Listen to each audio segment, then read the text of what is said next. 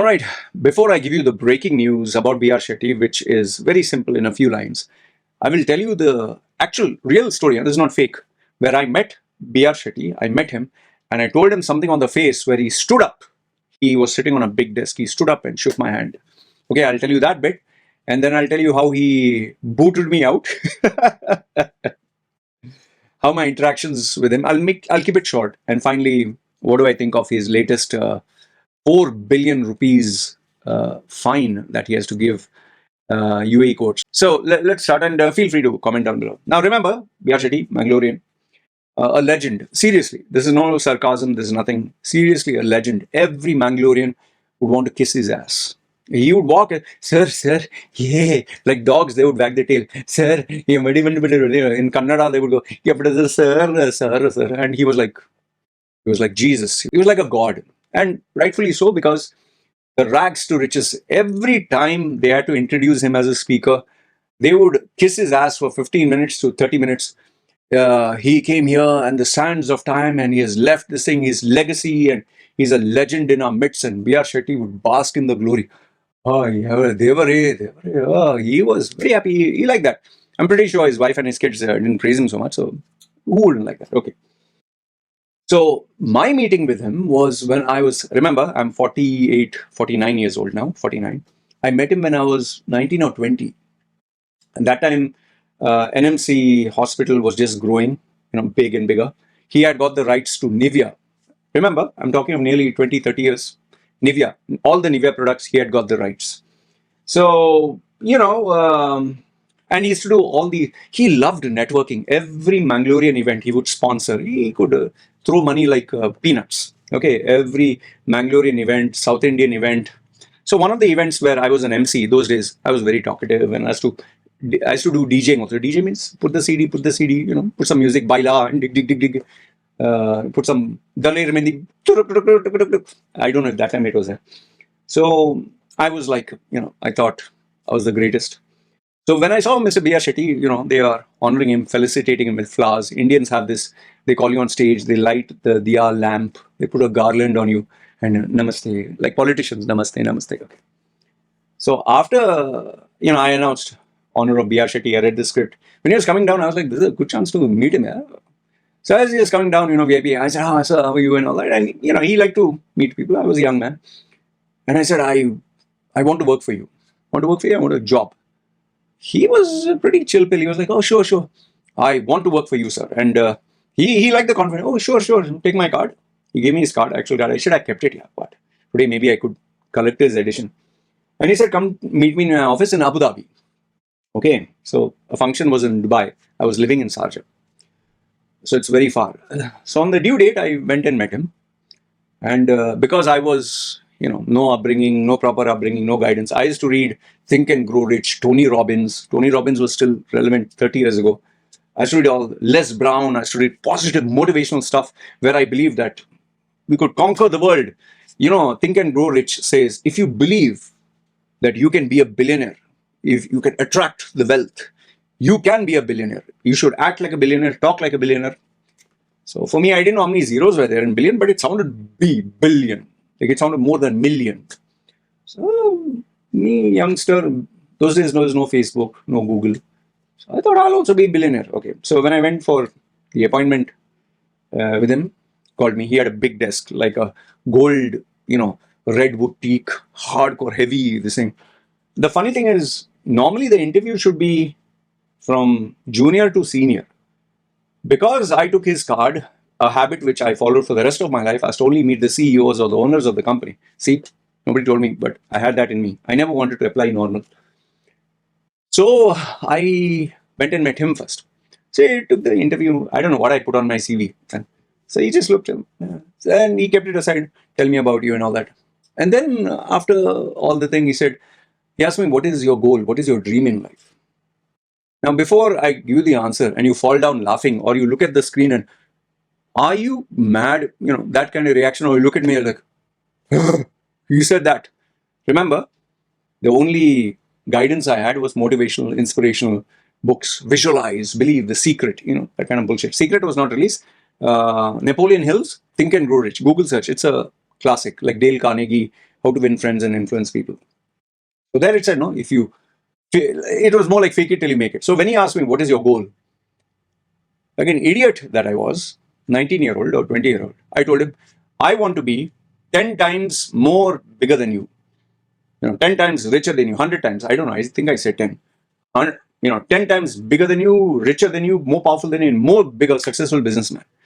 The second I told him, not even a minute, the second I told him, Mr. BR Shetty stood up. Oh, in my life, oh, you're the first man who told me this. Wow, you're dynamic, how you bonded. He was very impressed. I was like, huh, thank you. Audience, Talia. I felt I was a showman. So I shook hands with him and he said, okay, I will put you on to my guy. I can't get his name. He was a Mangalorean guy, young, dynamic. He said he'll take your interview because maybe I would work under him in the Nivea division. So what happened is I went for the interview. Now, mind you, I don't know if you're aware of this. I was a high school dropout. I went to do my college. I didn't do anything. I didn't attend the college. I was busy anchoring shows, DJing shows, flirting with girls, trying to be the MTV generation. I don't know if you know Channel V and MTV. Google search it. It was the 80s phenomenon those days. Okay. So in my CV, this much I remember that I had put what didn't complete a degree, or I didn't put that degree part. I put high school. So here he has asked me to go meet one guy who is I think, manager. He's a young, dynamic guy. He was in his 20s. He completed his master's in, I think, Manipal or Mangalore, as far as I can remember, two guys. So they're the cocky young guys employed from Mangalore. And he asked me to go for an interview with them. Now, like an idiot that I was, I gave a bombastic answer to Mr. BR Shetty. So I thought I'll give bombastic answers to this guy. Now, there's a difference between talking big or, a owner of a company tolerating your nonsense. Employees are not going to take your shit.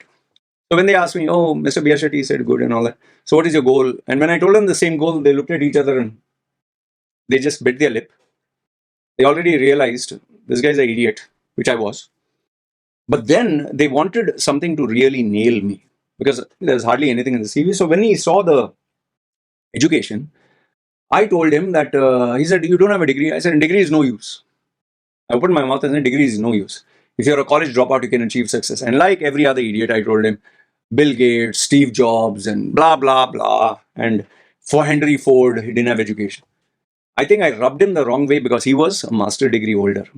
He got pissed off because I openly insulted him. Means he took it personally because he's a master degree holder. I'm a high school dropout and I'm insulting people with a degree and masters. Hey, what's the use and all?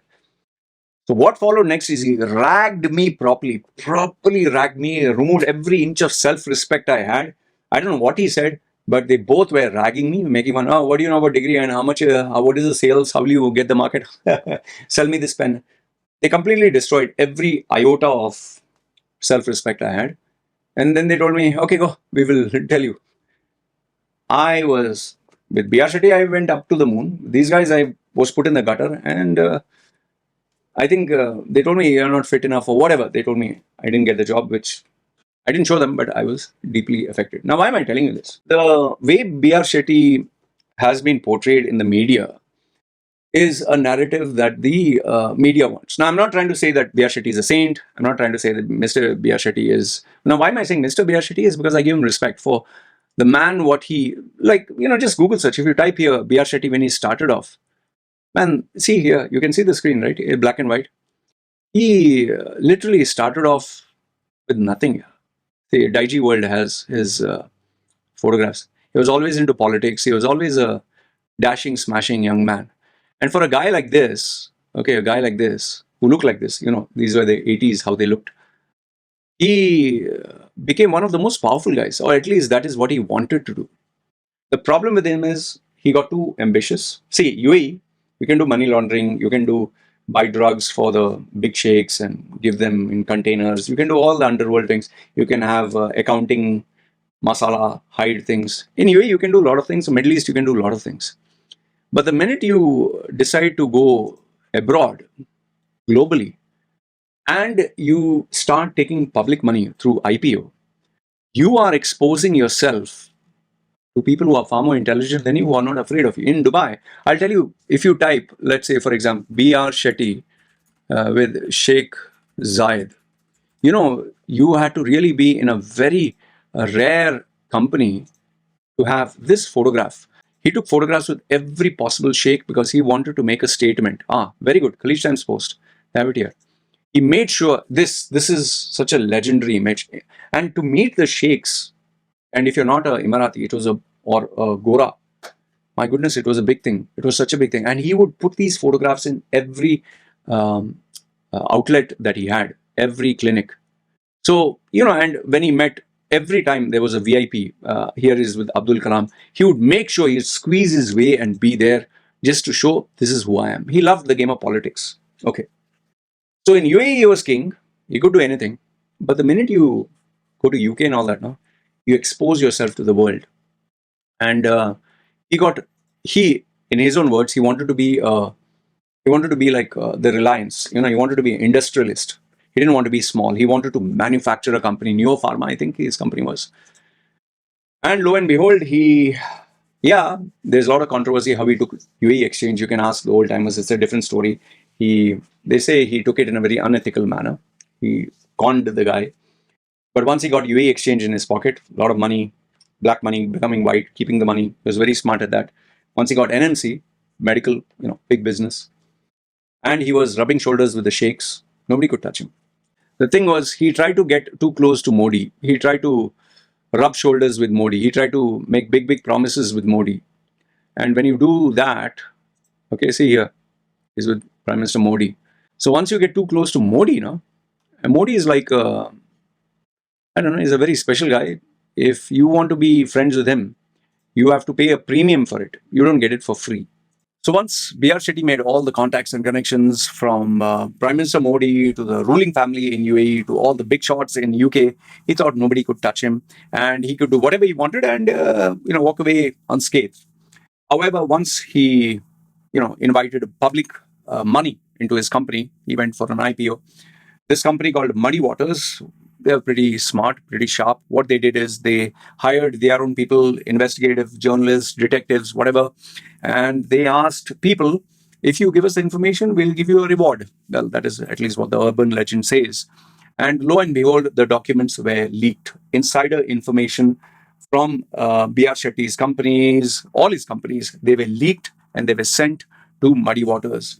And like they say, the rest is history because Muddy Waters splashed completely in the public. The mistake that BR Shetty assumed or he thought is, given how much I've given people or politicians money or support, they'll always be there for me. Well, he was mistaken because once he was proven guilty with the evidence, all the politicians, all the sheikhs, all his so-called friends, everyone distanced themselves from him. And they said, sorry, we have nothing got to do with him. This is his own, making. And that is where one by one, BR Shetty's legs that were there under the table, they started falling off. And we are at what the story is right now. So what is the current situation? See, BR Shetty was stuck in India. He should have been happy being in India. But, in India, he didn't want to be there. He wanted to live the luxury of Dubai and he thought he would be away from all legal jurisdictions. So he paid money. I know the actual story, but I can't say it. And I have videos and photographs of so many after that people gave me. I can't talk about it. Just, you have to be smart sometimes. So he went to Dubai. Once again, he would do events. People would send me photos because they know I spoke about BR Shetty. As to see them. But his biggest mistake was he thought nobody could touch him. And that is where now the DIFC court has ordered BR Shetty to pay $46 million, to State Bank of India for $50 million loan he personally guaranteed. Now, don't feel sorry for him. He has billions of dollars, billions, kept in various offshore accounts, which people close to him will tell you. Shetty claims that he doesn't have, he's bankrupt. It's just like the guy who made the Bengal files, Kashmir files. Oh, I have no money, please. That's a safe game to play. But Shetty denies that, at the court, he denied, I never signed a guarantee. This is forgery. They, cheated me into doing all this. But, when your bad days come, they come all together. So the evidence against him, it seems, is overwhelming. He had testimony from the bank CEO. He had witness testimonies of people who knew him, including photos of the meetings, emails from his accounts, and written expert confirmation. You can't fight them, my dear BR Shetty sir. Okay, there are people who are smarter than all of us. Judge's rebuke. Justice Andrew Moran called Shetty's testimony an incredible parade of lies, incoherent, false maneuvering to avoid paying interest, which occurs at 9% annually. All right, love to hear your thoughts. This is me signing off. Yeah, you guys take care.